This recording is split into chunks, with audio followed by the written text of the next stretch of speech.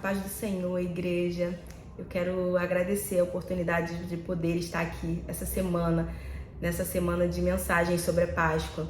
E agradecer imensamente o convite dos nossos pastores e a bênção de todos os outros pastores da casa. Muito obrigada. E agradecer você também por estar aqui hoje, tirando um tempinho para poder ouvir sobre a palavra do Senhor. E dizer também que o seminarista Marcos, ele não pôde estar presente por alguns motivos pessoais, mas deixou um grande abraço, um grande beijo para toda a igreja. Hoje eu vou falar sobre a terça-feira, sobre um pouco de tudo o que aconteceu, mas nós vamos falar especificamente sobre Mateus 21, 23, você já pode ir anotando. Mas antes eu vou ler um textinho aqui para que você possa entrar no clima e possa ter todo um entendimento sobre esse dia. Jesus ensina no templo e discute com os religiosos. Mateus 21, 23. Voltando a Jerusalém, Jesus se dirigiu ao templo e começou a ensinar. Então os príncipes dos sacerdotes, que são aqueles sacerdotes que entravam no tabernáculo para fazer o sacrifício, ia até o Santo dos Santos, recebia a glória do Senhor, saía de lá brilhando e abençoando o seu povo por mais um ano, caso fosse aceito o sacrifício, são esses sacerdotes. Eles eram muito respeitados e eram ricos também, muito ricos. Os escribas, que escreviam todos os acontecimentos no templo e na cidade, e os anciões, que eram os mais velhos, e eles eram muito respeitados pelo seu conhecimento, pelo seu tempo, pela sua vivência, por tudo que via, né? Então essas três autoridades foi confrontar Jesus. Eles queriam achar algum motivo para poder prendê-lo. E nesse contexto, Jesus contou algumas parábolas: os 2 filhos, os lavradores maus e as bodas do filho do rei, a oferta da viúva pobre. Os evangelhos de Marcos e Lucas registram esse conhecimento da passagem bíblica. Vocês podem ver, analisar que nesse dia eles pararam para ouvir, escutar o que Jesus estava falando. Mesmo escutando todos esses sermões que saiu da boca do próprio Jesus, eles não tiveram a sensibilidade de pensar e repensar se esse homem não estava falando alguma coisa que tivesse coerência, que fizesse sentido para a vida deles. Às vezes nós estamos tão cheios do nosso eu, tão cheios da nossa arrogância, que nós não paramos para analisar quando o Senhor fala ao nosso coração, quando o Senhor quer nos direcionar.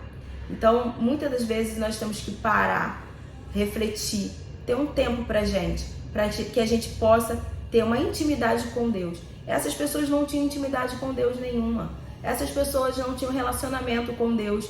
Por isso eles não conseguiram entender o que Jesus estava falando. Por isso eles não conseguiram decifrar a palavra de Jesus nessa hora. Então eles viraram realmente fariseus, pessoas cheias da autoridade. Eles não estavam preparados para receber Jesus ali naquele momento. Será que existe um momento para que a gente possa receber Jesus? Será que nós temos que arrumar a nossa casa todos os dias? Ou a nossa casa, que é o nosso templo, precisa estar bagunçado a todo minuto? E só no momento em que nós vamos à igreja que nós vamos organizar, né, a nossa casa, que é nosso corpo, que é a nossa mente, que é o nosso espírito, que é a nossa alma. Eu acho que a gente tem que andar organizado o tempo inteiro, a todo minuto, porque a todo minuto o Senhor pode entrar. A todo minuto Ele pode chegar. E nós temos que estar preparados para ouvir a palavra do Senhor. Nós temos que estar afiado com o Senhor. Nós temos que estar em sintonia com o Senhor. Essas pessoas não estavam em sintonia com Deus naquele momento. Por isso eles não conseguiram entender. E além de não conseguir entender, de não querer entender, não querer ter um templo arrumado, algo que a qualquer momento o Messias pode chegar, eu acho que eles pensavam que o Messias ia vir num raio, ia abrir um céu maravilhoso, ia baixar ali igual um Superman, sabe? Acho que eles imaginavam isso.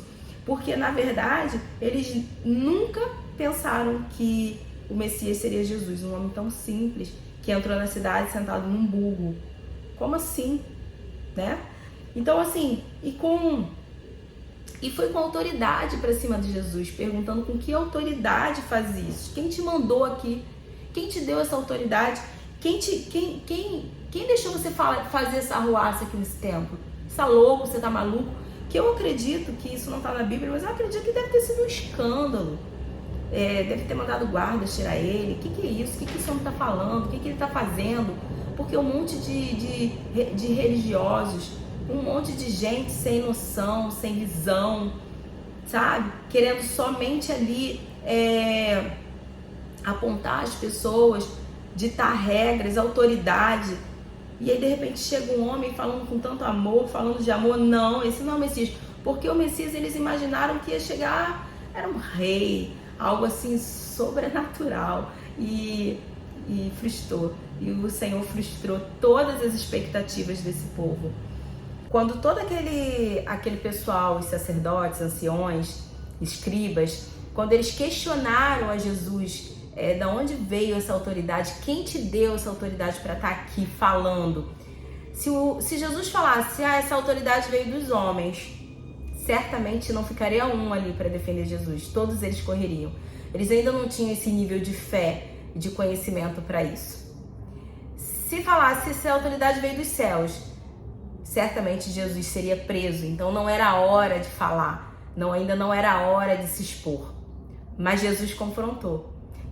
Jesus confrontou aquelas autoridades com outra pergunta, que fez com que eles parassem para pensar um pouco e parassem de questionar Jesus ali naquele momento. Quantas vezes na nossa vida nós queremos bradar, nós queremos falar sobre o que Jesus fez com cada um de nós e continua fazendo, falar sobre a salvação, falar sobre o amor do Senhor na nossa vida, falar sobre tudo, toda a verdade. Conhecereis a verdade e a verdade os libertará. Quantas vezes nós queremos falar, mas muitas das vezes não é a hora. Muitas das vezes, às vezes você confronta um parente, a família, e não é a hora. Jesus nos ensina nesse ponto. Jesus mostra pra gente que tem hora para tudo, tem local, tem lugar, e nós temos que carregar isso conosco. Eu sei que o amor do Senhor é muito forte, eu sei que o amor do Senhor, ele brada em nossos corações, eu sei que nós temos o evangelismo correndo fortemente em nossas veias, e nós queremos mesmo evangelizar, nós queremos falar do amor de Cristo para todo mundo. Mas muitas das vezes não é a hora, não é o momento. Jesus veio espalhando muito amor, muita sabedoria, muito conhecimento, mas uma coisa ele tinha em seu coração, ele queria levar todos para o céu. Não era só os escolhidos, eram todos. Então ele tinha que ter aquele momento de sabedoria, de pensar, de respirar fundo e não atacar. Jesus é amor. Jesus, ele quer que nós exalamos esse amor para as pessoas, esse carinho, esse abraço. Eu sei que muitas das vezes no dia a dia é difícil, né? Por isso nós temos que estar cheios do Espírito Santo. Por isso nós temos que estar nos renovando todos os dias. Porque é através da essência de Jesus que nós vamos atrair pessoas, vamos atrair o amor de Cristo.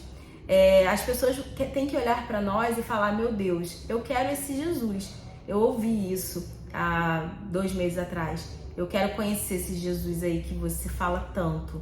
Porque, na verdade, eu não fui lá confrontar a pessoa. Eu fui apenas exalar o amor de Cristo para ela. Então, eu desejo que nessa semana de Páscoa você esteja exalando o amor de Cristo, você esteja cheio do Espírito Santo e que muitas das vezes a pessoa não vai precisar nem que você fale nada, mas que você apenas dê um abraço bem apertado, porque o abraço, ele exala o amor de Cristo e ele consegue restaurar tudo que foi destruído, que está sendo destruído dentro da pessoa, tá? O amor de Cristo, ele consegue reconstruir, e isso que é maravilhoso. Então eu desejo que você tenha uma semana abençoada, uma Páscoa linda, e que o Senhor Jesus Cristo esteja com vocês, na casa de vocês. Que vocês recebam a paz, aquela paz que excede todo entendimento, igreja. Um grande beijo. Amo vocês.